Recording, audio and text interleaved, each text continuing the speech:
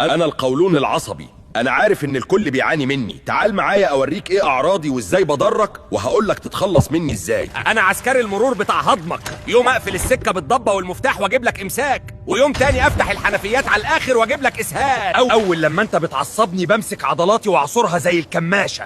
المغص والوجع اللي بيخليك تموت من الوجع ده بيكون بسببي. انت عمال تبلع في مضادات حيويه عمال على بطال وتقتل البكتيريا النافعه اللي كانت بتهددني. شاطر كده، هستفرد بيك وهكون لوحدي. لو انت كلت بقوليات انا بشغل مكنه التخمير بتاعتي وانفخ لك بطنك غازات لحد ما بطنك تبقى زي البالونه، وبخليك مش عارف تتنفس. لو انت قاعد في وسط اصحابك دي احلى فرصه ليا، ببدا اعزف سيمفونيه كركبه واصوات عاليه جدا من جوه بطنك عشان احرجك وسط اصحابك. لو انت بتاكل سكريات كتير او بصل وتوم ولبن، الحاجات دي بتستفزني، بتنزل عندي اتخانق معاها واسحب ميه من جسمك عشان اطردها بره. انا والمخ بنفتح خط ساخن مع بعض. لو اتعصبت او زعلت انا هجيب لك التهاب ونار وبهدله، هتكتئب من هنا، انا هولع لك في معدتك من هنا. انا ما بتهدش بالمسكنات. لو عاوز تفهمني كويس لازم تعرف ايه الاكل اللي بيستفزني وازاي تظبط نفسيتك. نظام الاكل اللي بيريحني سايبهولك في اللينك اللي في اول تعليق. انا قنبله البطن اللي ما بتهزرش. صالحني، هريحك، تعصبني هقلب لك حياتك جحيم. حافظ على صحتك وشير الفيديو وانقذ غيرك.